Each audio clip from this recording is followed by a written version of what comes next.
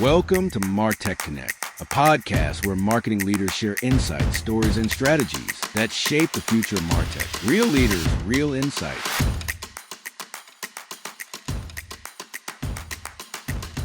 We don't really call it as SEO anymore, right? Generative engine optimization, GEO. So, the way it is changing, how we take it up and then adopt to the current situation, that's really important. Otherwise, I feel that we'll be left behind. Hi, Basha. Welcome to MarTech Connect, the podcast where we dive deep into the strategies and journeys of top marketing leaders just like yours. I'm Dhwani Rathod, your host, and today we will have an incredible guest with us, which is, of course, Abdulla Basha. It's honor to have you. I've gone through your profile and saw that you are a marine engineer turned into a growth marketing expert. Can you help us know more about how did this journey happen? As a marine engineer, it's quite unconventional. As a marine engineer, what really happens is that it's a cycle, right? 6 months you be in the on board in the sea, and then 3 months in the shore, which they primarily call it as off time, right? So during those breaks, what happens is most of my friends, colleagues, and peers, they either used to go to college or they will work, and they were in their own time, right? So, but then I'm kind of alone, right? And the 3 months I was not really aware of what really to do. So, I found myself curious about the digital world, and it was in the back in 2008, 2007, the boom of, internet in India. So what happened is that I started my own blog. So the first blog I started just out of interest to understand, how things works. Okay. But before I knew it, I had built and was managing over 100 blogs within a span of like what, 1 year. And then everything was from scratch, right? So I had no academic background, and then I didn't had a mentor. All was through my online research. I just figured out how to go to GoDaddy, buy a domain, host it, and then what's a WordPress hosting, what is basically cPanel hosting, etc. Then I was also very interested in this expired domains. I used to that's like one of my hobby, right? So I used to bid on domains which are worthwhile. Then these 100 blogs started earning by itself.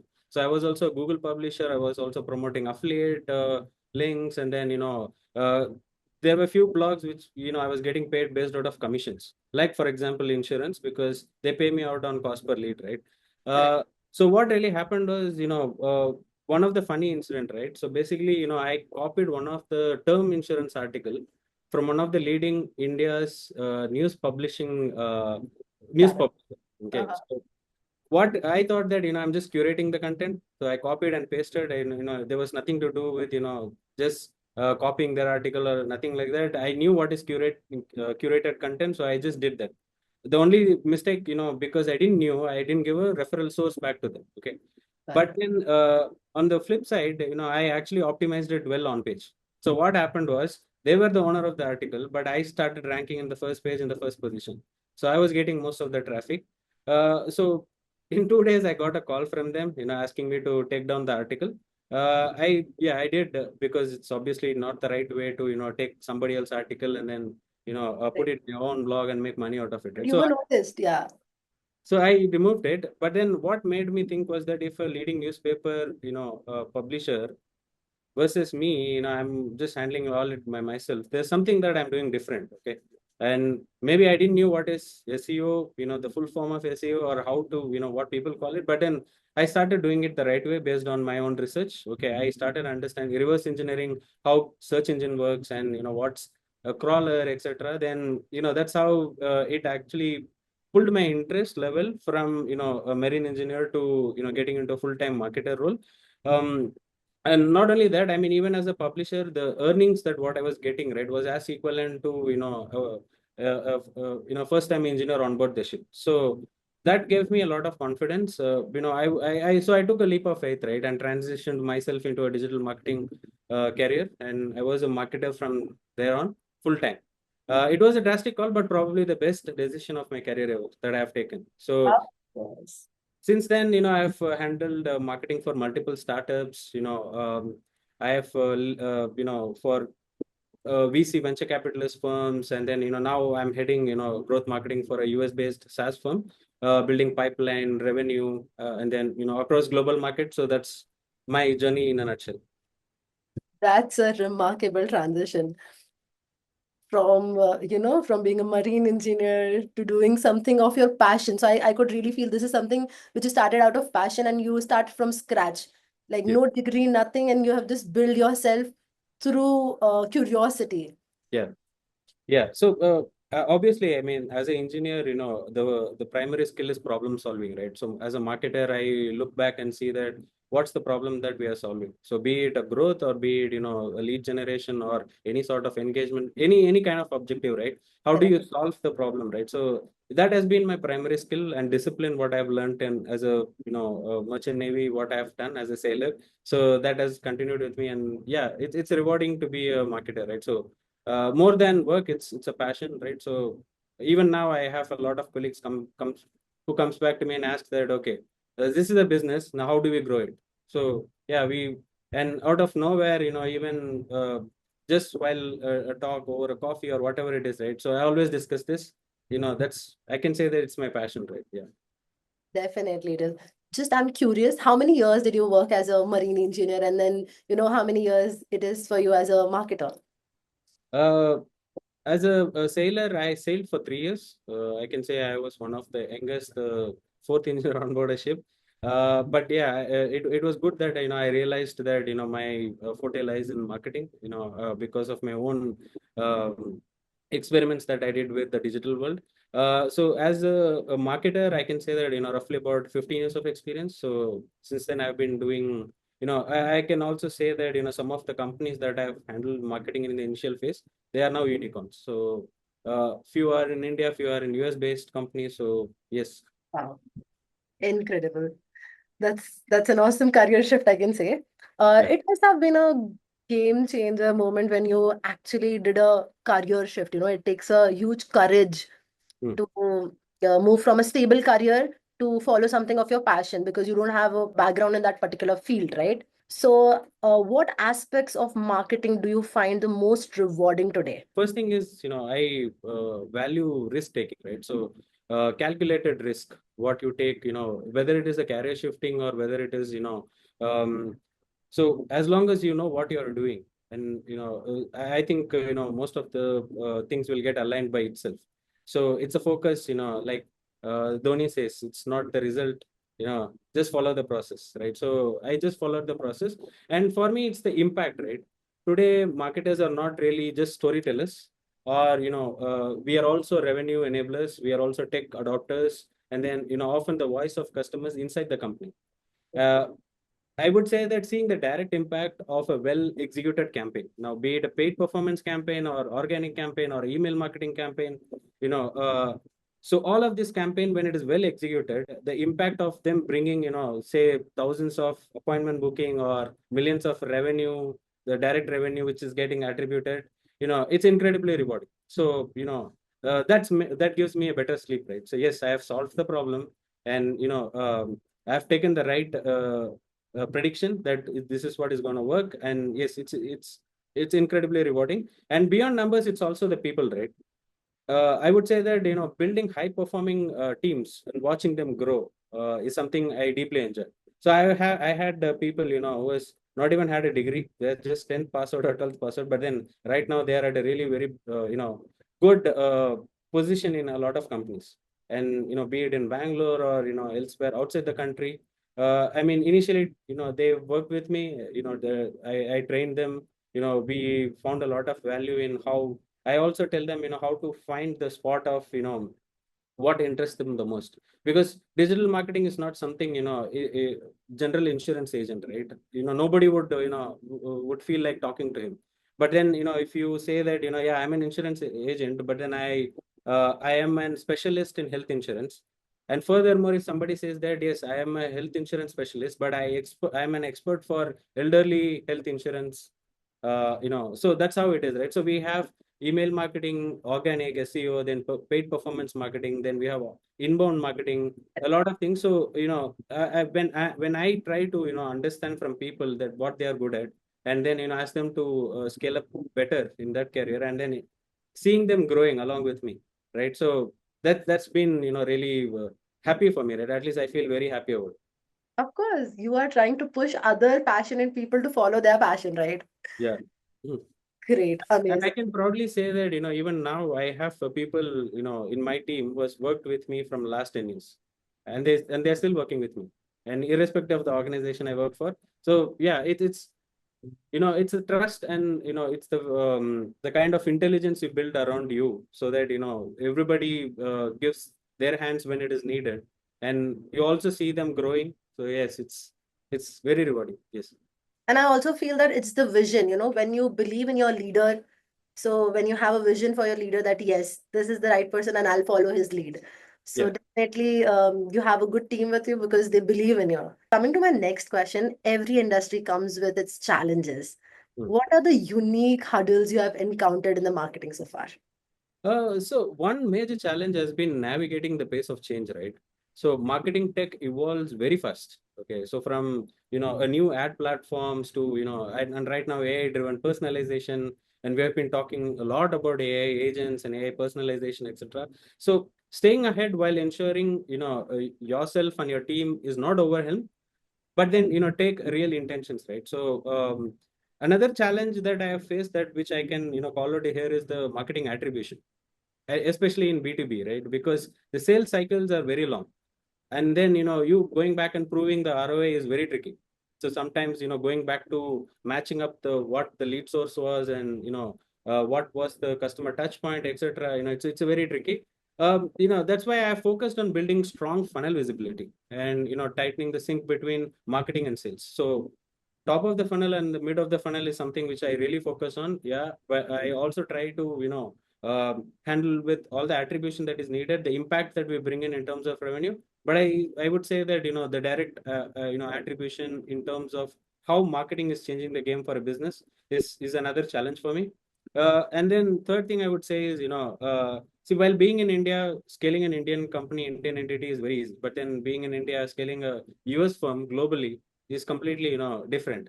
Yeah. So it has its own challenge, right? Be it time zone or messaging nuances, buyer behavior. So it end of the day, it boils down to one of the most rewarding puzzle to solve, right? So be it uh, be it the change that's happening between martech as a complete space, or attribution, or how we scale the company. What I would say is that out of these three, the most important thing that I give the most focus is that navigating the pace of change, right? So there are multiple use cases. Now if I talk about SEO, right, the way SEO has evolved from 2010 to 2025, right, n number of algorithms by Google, there has been a lot of things that have changed. Now we don't really call it as SEO anymore, right? Generative engine optimization, GEO. So the way it is changing, how we take it up and then adopt to the current situation, that's really important. Otherwise, I feel that we'll be left behind. And I've seen people, just because they couldn't adopt to the change, they went back. I mean, I've had a lot of people who said that, okay, cloud is taking over, and this is my end of career. They went back. Yeah. But then what I would say is that, nothing is going to take the job. It's, you getting adopted better, and then, growing along with the changes in the industry. So that's what matters the most. We have to adapt to the change. Always be well aware about what is happening in the market. Yes, What is the exactly. new trend which everybody is following, or what is the new thing which we can learn? Also, I would like to ask you, budget allocation is critical for effective marketing. How do you approach budgeting across different channels? See, it all starts with understanding the business goals, right? So I have handled, B2C, I've handled B2B, I've handled, hyper local companies, I've handled quick commerce, e-commerce. So it all boils down to business goals. Okay. So I would say that if, pipeline for a B2B company is the North Star, right? Then what I would do is I reverse engineer the budget, starting from revenue targets, average deal size, to determine what's, needed at each of the funnel stages. So what I do is I kind of blend proven performance. So historically I have had the data, and even in this company, I've had the data of last 2 years. I know that what's has been a performing channel for us, and then I try to kind of shift the budgets accordingly. Now be it ABM in LinkedIn or Google, or any other channel that is required. Correct. More importantly, I want a predictable results, right? So, and then I also keep certain amount of budgets for A/B testing the new formats of testing. Like for example, recently what I have noticed is at least conversational ads in LinkedIn has worked really well for us. And then and even when we try to do an offline event, what really happens is that yes, it looks like offline, but then I still can figure out who's going to be the attendee in LinkedIn. So before and after event, and then still digitally being present and pushing hard, it really helps us. And more importantly, at least in this last 1 year, right, the improvements in AI marketing agents have gone drastically high. Okay, I can give you certain examples of my own testing that I've done. So we've started using a platform called metadata. So what really happens is that especially for a B2B enterprise companies, we know that based on the persona, we know that based on the criteria, LinkedIn is the only platform to go, right? Correct. But what if I can say that I can replicate the audience of LinkedIn in channels like Facebook, Instagram, and Twitter? That opens up a new channel for me, right? So that's what primarily we've been doing. So yes, everything is aligned with all the regulations. So be it COPA, be it GDPR, whatever it is. So yes, but then still we replicate the audience across channels, and then we still allocate the budget. More importantly, we do something called predictive budget allocation. So we have built our own AI agents internally. So what we do is that in real time, it's going to tell me what is the campaign based on my objective it's working, and what are the campaigns based on my objective or based on the season it's not working. And then there are two ways. So it gives me notification, and we do it manually, changing the budgets and bids. If not, we also let the AI agents to do it by themselves. And surprisingly, I believe in AI agents more than humans, because there's always a possibility of human error. But yeah, but what I would say is that yes, with advancement of AI marketing agents coming into play, yes, uh, based on the business goals and the objective of the business, yes, the allocation and shifting of the budget has to happen in real time. It cannot happen on based on what has worked in the past, or based on our intuition. So it's basically I'm more data driven, so I look at data first. And it is also because, as you mentioned earlier, the market is changing every time. There are new creativity which is coming on every time. Maybe for the last season, SEO has worked, but this time it might not work because there is something new going in the market. And now with the AI shift, I think it has to be a complete different ballgame altogether, right? Yeah, I can also give you a few more examples, keeping aside budgets, right? But if I talk about, few other use cases like ABM campaigns, okay. So if I have to create a hyper personalized landing pages or creatives, okay. Now, if I will have to go back to my design team and ask them that, okay, now I have a list of, 1,000 focus accounts. Now, do a creative for me for every 1,000 companies. Now, that's going to take a lot of time for us, right? Now I cannot keep launching the campaign as quick as possible. So what we did is we have also started leveraging, again, AI tools to, kind of replicate them. In just 3 days, we have launched about close to 600 accounts that we are focusing. And yeah, ideally, LinkedIn has been one of the channel primarily driving a lot of results for us. Great, awesome. Said that, thank you for all the insights you have given so far about different example, what has worked for you and what you have been doing well. Hmm. Going to my next question now. Hmm. Marketing success often hinges on collaboration with other teams. Hmm. How do you ensure a strong alignment with your sales or Hmm. product team? Because, marketing and sales has always been a question. I would say one word, right? Visibility. So, I make sure that, marketing team isn't working in silos. So we have, weekly things, we have monthly things, bi-weekly things, okay, between, sales, product team, and then we have shared dashboards, right? So we have internally built our Tableau dashboards, and we also use Google Looker Studio to build, we have built few other dashboards as well. And then, strong feedback loop. So we have different teams handling, right? So even though, as a marketer, we give the top of the funnel leads, but then down the funnel, like once it has moved to appointment, and then from appointment to opportunity, then opportunity to closure. So a strong feedback loop is what gets us aligned on quality, campaign effectiveness, and then also messaging. So we meet all the client partners, periodically. At least we have 3 calls with, different client partners to understand that, okay, if this is your account, what messaging would resonate to your audience, for us to, enable you to get more leads, more opportunities. And then you're talking about the product team, right? I mean, so we recently had a lot of launches. We had, multiple product launches. What we do is during product launches to align about for positioning, GTM timelines, and then, enablement assets. So be it, product enablement, sales enablement, any enablement, all the assets, we align with them, we get on a call with them, we understand if the messaging stays same across all the channels and platforms. So that's one of the very, very important thing for us. Then one more thing which I also do is that, AMA style sessions, right?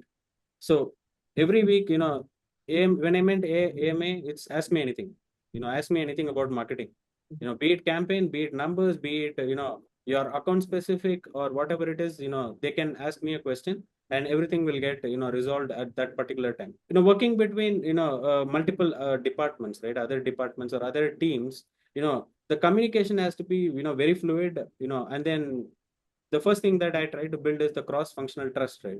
Because that's what is missing. So based on my experience, I've seen that yes, there's never been a lot of, there's never been sync between sales marketing or product marketing or content and, growth marketing or whatever it is. So the first thing I, fix is the cross-functional trust. And then, I make them feel better that, we are one among the team and they are one among our team. So, and then only we, get it started with other things. So yes, visibility, and then, weekly syncs, right? So if you are physically, see, we work 100% remote, and that's another bigger challenge for us to get them, scheduled in their calendar and, talk to them. But then if you're working physically, that's even more better, right? So you can sit with them, talk to them and understand things. So but yeah, I mean, I've got better now in working remotely, because, I figured out the way how to start the conversation, which makes things get, more interesting. Any such quick example? When I joined, I mean, I can take an example of how the organization's website looked like. Okay, we never spoke about the product, but versus now, I mean, the majority of what the content is about is actually explaining about the product, right? And this did not happen, just because I wanted to. It was based on the conversation between different teams. Now, Correct. sales team said that, they are not able to understand what the product does. They go back to YouTube, they go back to, multiple other review platforms, and then come back to us asking a lot of questions. And then, I also had, growth managers also was asking a lot of assets on, product specific features, explanation, videos, etc. So then, it was easily understood in that call itself that yes, now, our front phrase is website, and then we need that to fix first. We will have to fix that first. That's one instance. And second thing is that, a lot of time, what we also realized is that, like for example, an ICP validation, right? Now, yes, be it an inbound team or an outbound team or, a growth manager or a client partner, right? Obviously, they all have their set of defined roles that they carry on. Okay. But then what end of the day happens is that, when it is not an ICP, okay, it is disqualified. Okay. But nobody takes the ownership or responsibility that, I will have to further enrich to understand that, whether it is really ICP, why it is not an ICP or not, right? Now, based on the discussion in the call, we realized that, okay, I mean, one point is missing between one team and another team, and, we'll have to fix the loophole. We did an ICP validation in real time. So using, again, AI agents, we did that. And now if you see, my conversion rate from website visitor to an MQL has gone up by at least 15%. So yeah, there are multiple use cases, but yes, I mean, visibility, and then, taking ownership of, your problem, because yes, in a startup, I've been given my own responsibility, but it doesn't mean that, I'll have to stick to only that, right? It's about, having open mind on, fixing a problem. So yeah. With the new tools emerging constantly, you've been talking about AI, and you have talking about getting this new tools and technologies to adapt, right? How is your team responding to it, and how is your approach towards your team for this? The AI and the automation has impacted majorly in my team. Okay, my team is not really a big team; it's a lean team, and then, we use a lot of tools. We, kind of test different tools at multiple places. Okay. Now, be it for automated lead scoring or enrichment or generating even personalized content based on the website page they visited, right? So there are multiple tools involved in the process, and then it has really enabled us to understand the account's intent of at what stage of buying process they are, right? Now, more importantly, when it comes to tool, whether my entire team knows about this, right? So the first thing that I ask is that will it improve the speed, or will it improve my scale, will it improve my accuracy? If there's a two tick mark out of these three, right, yes, it's worth exploring. So we explore it for sure. And then so while I am the decision maker, while I am an enabler for the team, right, end of the day the user of the tool is my team. So I take their feedbacks, and then their testing results very seriously, and then based on that we take a call whether or not to proceed with the tool. And I would say that we have at least tested, even in this first quarter, right, Q1 Jan to March, we have at least tested, I can say, 6 to 7 tools, and we have sticked with about two of the tools, so based on our testing. So Awesome. So basically, even with your team, you are very much visible, and you try to explore new tools together to find out a solution, what's working best for you. it all comes down to the like the saying goes, right, necessity is the mother of invention, right? So every problem that we have, we figure out we first try to find out that have somebody else solved it, or if there is a tool that is available which has solved it, right? And that's how we go back and then we try to figure out. So every different tools has a different use case for us in solving our problem, right? Now, be it relevance.ai, be it clay.ai, be it pintle.ai, be it multiple other tools that we have tested, the way they have solved problems, specific problems, right? Has really helped us. And now with AI agents, right, it has completely changed the game, right? So you don't need to stick to one tool, or it's all about API callbacks and building your master agents, talking to different tools and still solving a problem from one dashboard, right? So that has been a great value for us. And yes, definitely my team, they're one of the KPI, or what I expect from them is that definitely to bring in a value add tool for that particular quarter, right? And not because it's a KPI they should bring a tool for me, but it should have solved the problem for sure. Said that, I also think that because of the fast marketing evolvement, you are trying to bring this new KPI where they should bring a new upskill. Also, how do you plan to stay ahead of industry trends? I would say a mix of structured learning and curiosity. So see, I follow a lot of thought leaderships programs, be it podcast, or be it multiple forums, communities, etc. Right. So I also have joined different communities now, be it growth hack communities, be it and specific to every single use case of marketing, right? Email marketing, or paid performance marketing. We have different communities and groups. So I kind of I'm a part of that group, and I keep getting updates from uh, uh, multiple leaders, and also multiple specialists and experts who have spent massively, or who have done something new in marketing especially, right? I also believe in reverse mentorship. So when I meant reverse mentorship, that so with younger generations, right? So what really happens is that their curiosity and the way they are, learn as quick as what is needed, especially on the newer platforms or trends, right? Correct. So that has been amazing for me. So what I do is I kind of also learn from them, right? It's not that only I put in, or I give my mentorship to them. I also do reverse mentorship. So giving them a challenge to figure out a solution for it, and then kind of trying to understand with the team. So I walk the floor with them, I try to understand, and I also stay ahead of the curve. So yeah, definitely I spend at least certain hours in a week to exploring new tool or channel, or a format. So when I say a format, now it could be ad format, it could be email format. Like in email, we have always had HTML email and text email. What this interactive email which is picking up. And then if you talk about ads, yes, we have seen static ads, GIF ads, multiple other ads. But we have also seen video ads picking up. We have also seen conversational ads. We have also seen document ads, which has been picking up, right? And then talking about channels, yes, I mean, we've had a lot of new channels, right? After LinkedIn, Google, Facebook, Instagram, there are also new channels, right? For US, TikTok has been picking up very well. If it's a B2C, it's a good channel to run ads there. Then we have Quora, we have Pinterest, we have multiple other channels. So yes, definitely, I also explore on channels how to uh, get my top of the funnel. So yes, it's about curiosity and structured learning. It's what keeping me up. Correct. And also with the new young minds, there would be, new questions or new ways of working which they would like to inculcate, right? Exactly. And that would leave a question for you to work on it. Okay, what next or what best I can do for them. Thank you so much, Abdullah, for being a part of us. Before we wrap up, is there any final thought or advice for all the other fellow marketers today there in the market?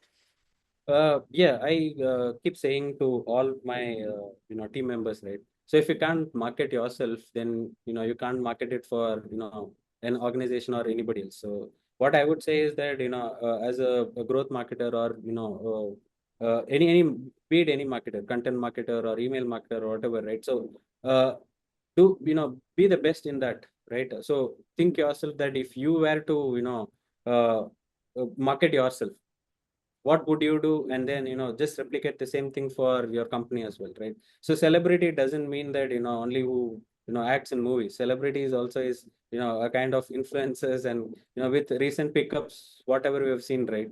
Influencer led programs and few other things, right? So yeah, what's that differently they are doing. So what I would also say is that don't restrict yourself with only what you have learned, or don't just rely on whatever the information out there in internet, right?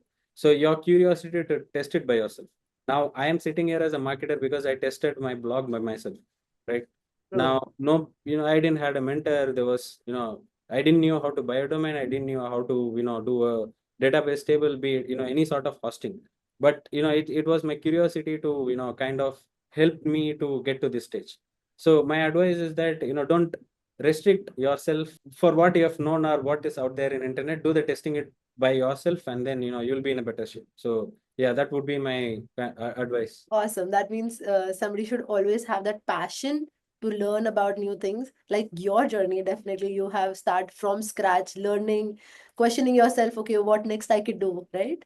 Yeah, exactly. So see, if you take in my early childhood days, the only place that you can get a lot of information is the library, right? You will have to go to a library, get books, and then read by yourself, go through n number of pages. But right now things are very very different, right? It's not only about search engines. You have generative engines. You ask a question, you get the answer immediately right in front of you.